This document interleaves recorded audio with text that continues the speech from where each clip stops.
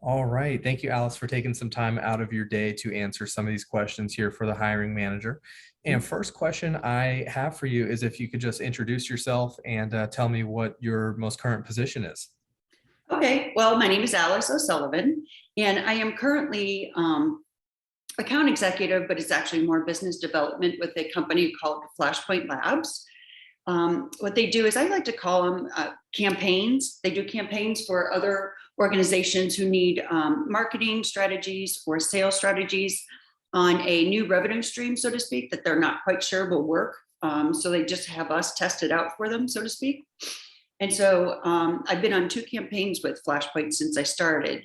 The most current one is I am working for, it's a CCAS company, which is call center as a service or solution. And they're trying to break into the United States with this solution. It's a company called OzoneTel. They're very big in India right now. They're very big in Singapore, and they're very big in the Philippines.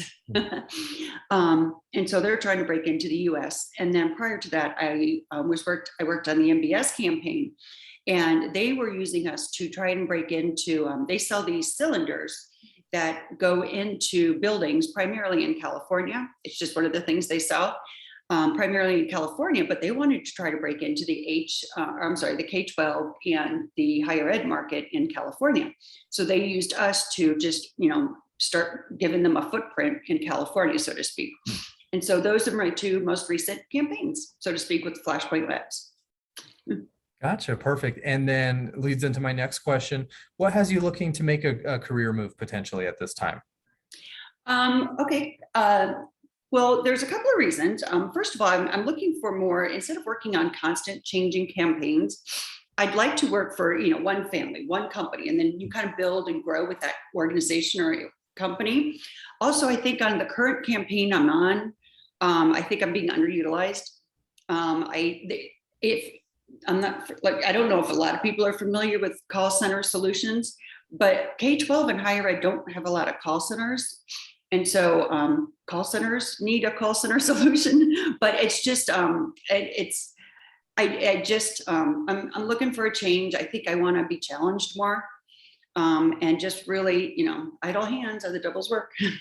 Just really, I want to be challenged more and just get in with an organization where you can just, boots on the ground and make a difference and grow. Absolutely love that. And then next question for you here. What interests you most about this sales role with NHA?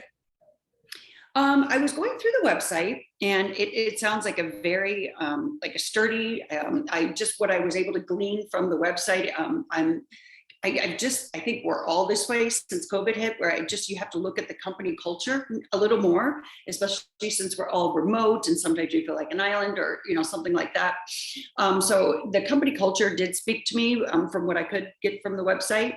And also just anything that has to do with the healthcare industry. I was working, my sister got really sick.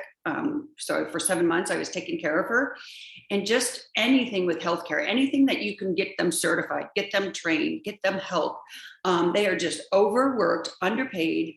And I think, just solutions like, these trainings or certifications can really give a boost to somebody's career, especially if, they're becoming disenfranchised or, they want to, kind of grow with their career or maybe take a step up. And so I just think it's a positive way to kind of reinforce what the healthcare industry needs. And that's what I thought. Absolutely love that. And then two more questions for you here. Yeah. Next question is if you could just describe your previous sales experience in education. Was it more transactional and fast paced, or was it a little bit, longer sales cycle, building relationships? And maybe if you could provide me an example or two of some success that you've had with your education sales. Okay. I would say it's not, being that I've come primarily from K-12 and higher education, it is not transactional. The average sales cycle is about 6 to 9 months, depending on the size of the deal. The average size of deals I've worked with in the past were anywhere from, I think maybe the smallest ones would be around $1,000 to $2,000 a year, because we would work on a subscription level for the most part. And the biggest one I would say was when I was at NHA, my biggest client, so to speak, was Houston Independent School District, and they spent $250,000 with us a year. And so they were, one of the big boys, so to speak. And so I would say, it's long sales cycles, it's building relationships. You have to become a trusted advisor. You have to do a lot of discovery, find out what keeps them up at night, what are their pains. And then the other thing I've noticed when you work in like this kind of industry, you have to be gentle but persistent. You can't come in as, just bye, but you have to be persistent and you have to be gentle and persuasive. And that's what will get their attention. That's what I found in my past. Let me think. You want an example? Well, I would say my biggest example was Harmony Schools. They're a district. It's a charter district in the state of Texas. They have about 50 schools throughout the state of Texas. And when I got the account, they were only spending $3,000 a year with us. And so, I mean, this was a lot of blood, sweat, and tears, but it was also a lot of collaboration with my not necessarily teammates, but with other departments within the organization. And they were amazing. I had to work with customer success to get metrics out because we weren't providing the correct metrics. So I worked with customer success to get that going. I had to work with accounting because they wanted to send in more than one PO, but they wanted it all to be on one account. And so I had to work with accounting to get that going. And then just meetings, persistence. And I got them up to $130,000 a year.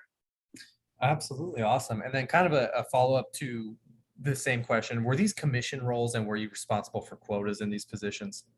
Yes, they weren't commission only roles. They were base plus commission. And I was responsible for quotas. So if you want me to use the example of Hero was $1 million a year. And N2I was $3.9 million a year. MBS was they lowballed it and we blew it out of the water. They only put a quota on $250,000 a year because they weren't sure how it was going to go. And right now with Ozone Tel, they haven't really given us a quota. They're doing that wait and see kind of thing right now. But for the most part in my career, it's been base plus commission and there is a quota.